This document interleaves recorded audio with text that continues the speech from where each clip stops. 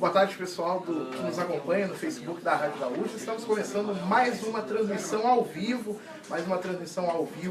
do blog Acerto de Contas para Car House Toyota Incomparável. Aqui comigo, jornalista de economia da casa, Giane Guerra. Boa tarde, Giane. Boa tarde, Pedro. Temos aqui também o consultor Gustavo Calef, hoje para falar sobre dicas de segurança para quem tem um veículo. Boa tarde, Gustavo. Boa tarde.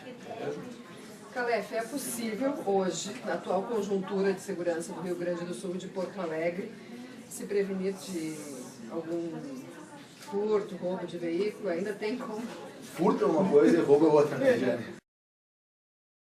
Veículo, realmente os equipamentos são muito importantes para reduzir o risco do furto do veículo. O furto do veículo existe quando não tem emprego da força, quando ninguém está te pegando à força, né? Então ele está suprimindo só o bem, está levando o que tem ali.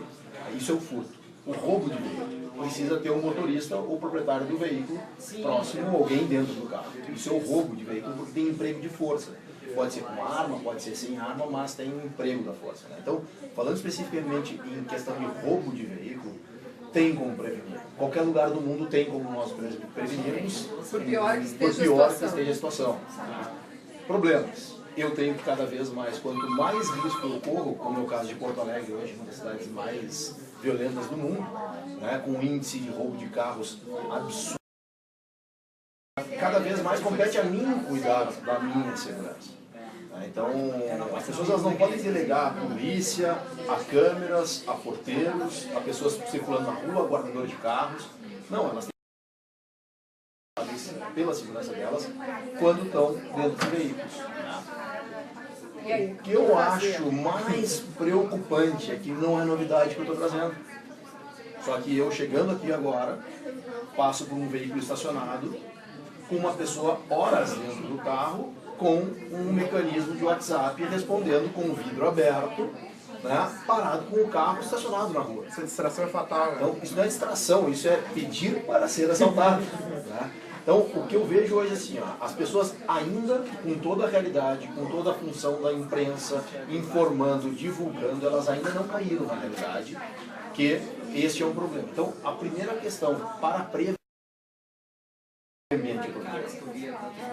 e eu vivo num ambiente hoje desastroso no aspecto de segurança pública hoje no Rio Grande do Sul.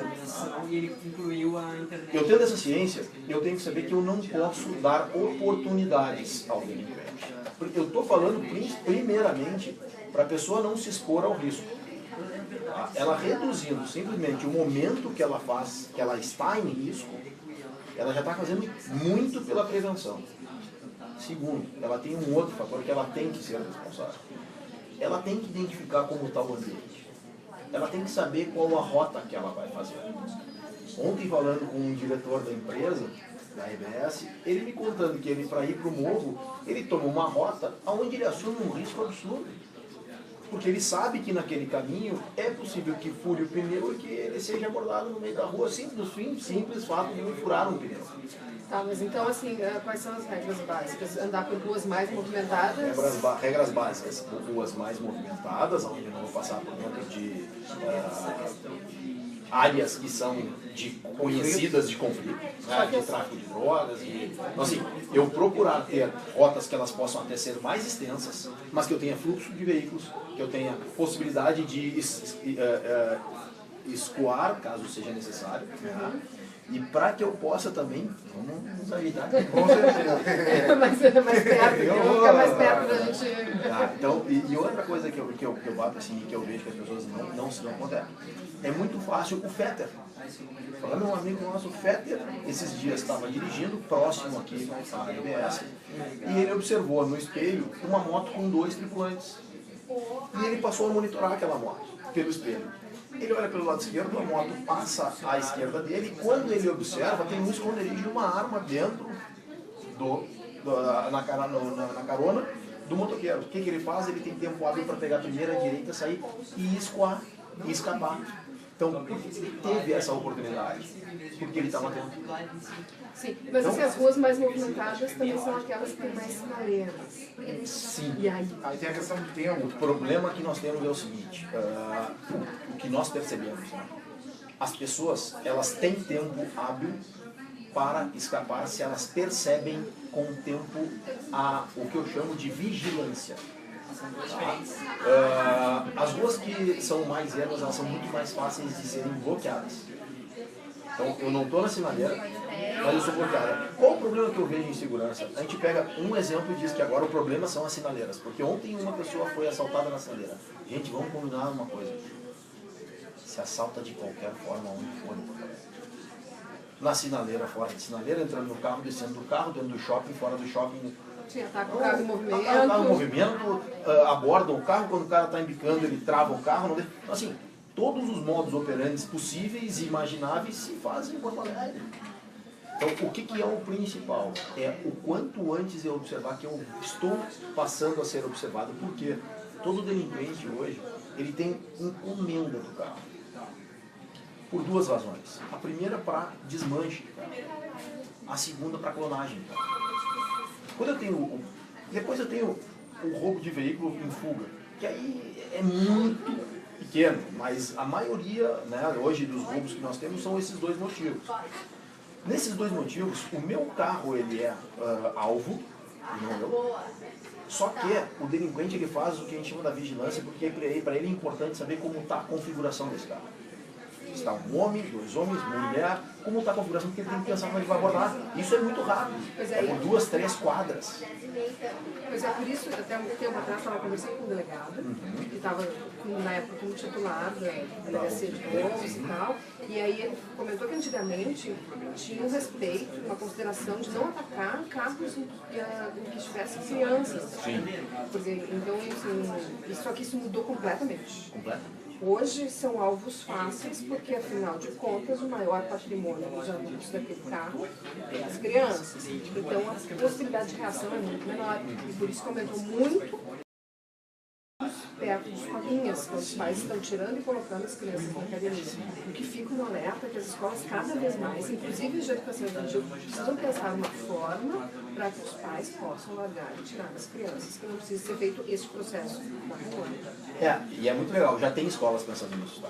Nós temos um projeto chamado Tá Ligado, que ele é um projeto junto à escola de educação infantil,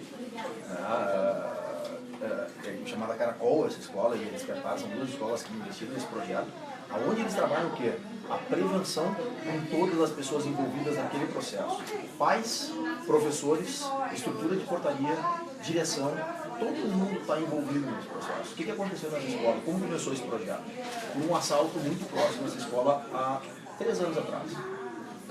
De lá para cá nós iniciamos esse projeto. Nunca mais tivemos um caso de carro roubado nas redondezas.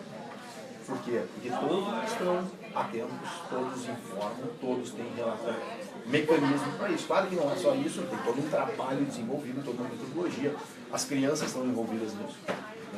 Existe todo um trabalho pedagógico, um trabalho lúdico em cima de explicar para as crianças quem é o delinquente, por que ele age. Isso é feito de forma profissional. Essa escola investiu nisso. Como chega diz o que para as crianças? Dizem a realidade. Qual é o maior problema que a gente tem hoje na nossa sociedade? A gente tenta esconder das crianças uma coisa que a gente assusta elas todos os dias. O maior receio que nós tínhamos há 3 anos atrás, antes de iniciar o projeto, era os pais dizendo: mas vocês vão dizer para meu filho que vão ser assaltados, que existe ladrão. Eu digo: não, nós não, vocês avisam. Vocês chegam no carro dizendo: corre para esse ladrão, vai nos pegar. Vocês dizem para a criança que tem que ajudar a sair do carro, que ela tem que entrar rápido. Exatamente. Essas crianças hoje, elas cobram dos pais o procedimento errado na frente da escola. Não ficar parado mexendo no celular. Não ficar parado. Eles contribuem, eles colaboram, porque eles sabem que eles precisam entrar rápido no carro. Normalmente o que acontece? Os pais muitas vezes não têm mais o controle sobre os seus filhos. Então o período que eles estão ali na entrada e na saída do carro, ele é muito mais extenso do que o necessário. E nessa escola, as crianças cobram do pai, que eles sabem que eles têm que entrar, largar o material dentro da escola, dentro do carro, e o carro partir rapidamente. Pedro também tem bom, se tiver pergunta de ouvinte aí, porque se for falar sobre segurança de crianças, eu fico horas aqui. Vamos aproveitar aqui, então, vamos dar início aos trabalhos aqui. O João está perguntando o seguinte: alarmes ou corta-corrente, o que é melhor para atrapalhar a ação dos criminosos? Estando junto ou estando separado da pessoa, do delinquente? Pois Qual o problema que a gente tem que pensar? Na minha visão, eu protejo a vida e não o patrimônio. E eu tenho duas opções. Se eu busco mecanismos de proteção de patrimônio, eu tenho que saber que nesse momento, se eu for abordado junto, a minha vida está em risco. Eu não consigo proteger duas coisas ao mesmo tempo. Eu não, ninguém consegue. Sempre que eu vou fazer alguma proteção de alguma coisa, eu tenho que entender o que eu quero proteger. Se o meu objetivo é vida, o mínimo de mecanismos de proteção de furto. Tá? Segundo, se eu quero aplicar mecanismos de proteção ao furto, esses mecanismos eles têm que me permitir, eles não podem me tirar tempo para entrar e para sair do carro. Trava, por exemplo. Antigamente usavam muito aquelas travas, né, com corrente. Eu tenho que entrar no carro, eu tenho que botar a trava, eu tenho que botar o cadeado.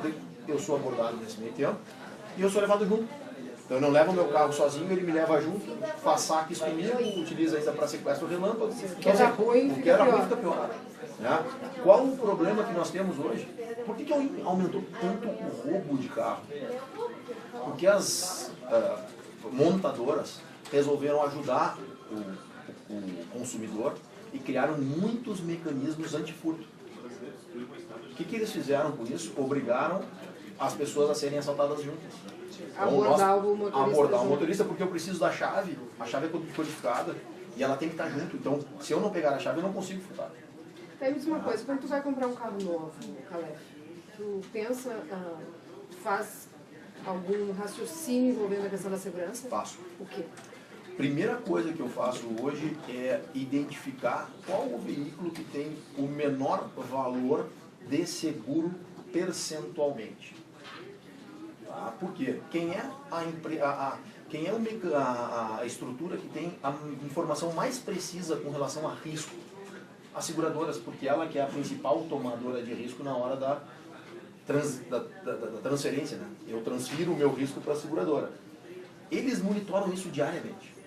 Na taxa de seguro, eu sei qual o veículo que é o mais arriscado. Então, percentualmente, o que tem o menor valor percentual é o carro mais seguro para comprar. Então, tu chega para um corretor com alguns modelos eu tenho ideia de te comprar agradam, mais, me passa aí o passa percentual. Quanto custa o seguro para esses veículos? Ele faz o cálculo e me passa, olha, em média, até porque às vezes a gente tem essa dificuldade de conseguir essa cotação, porque muitas vezes eles te pedem a placa, eles te pedem outro, mas tendo um corretor que é já de relação, a gente consegue fazer esse levantamento para poder entender qual é o veículo que tem menor risco. Interessante, porque daí mistura a questão econômica com segurança. Isso é preventivo, né? Eu tô me botando dentro de um grupo menor de risco.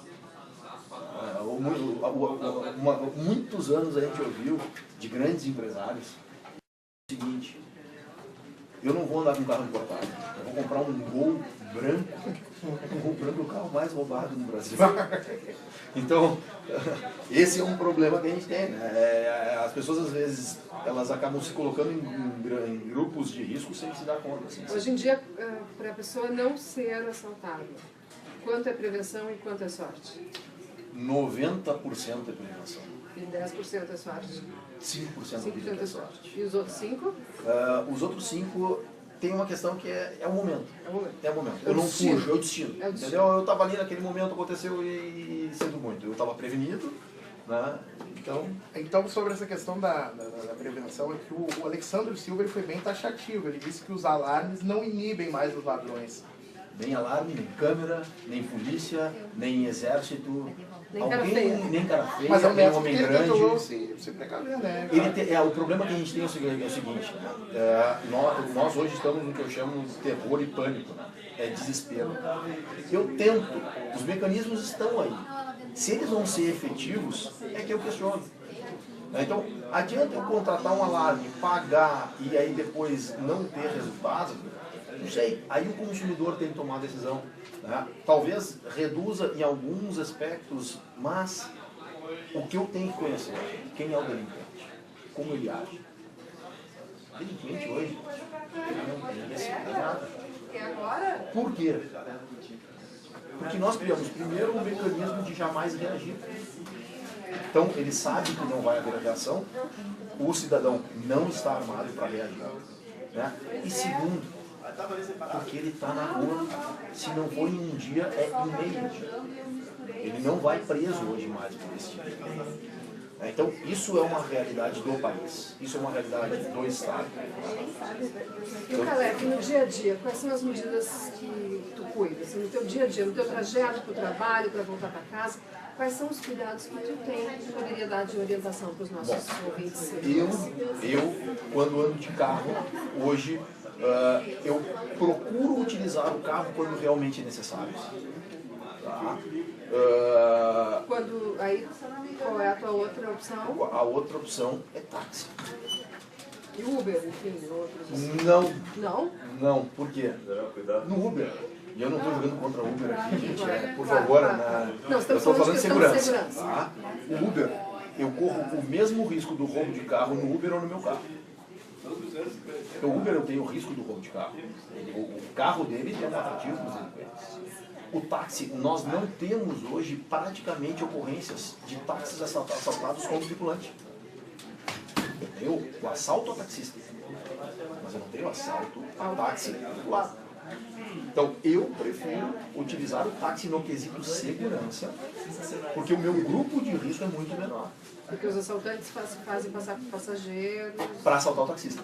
E não quando o táxi está tripulado. Porque o táxi não para quando está tripulado.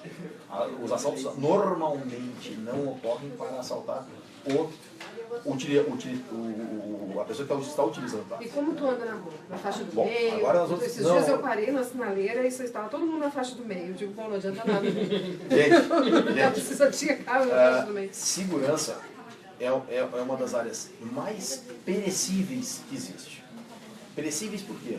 Porque o que eu penso agora, em 10 minutos já não vale mais.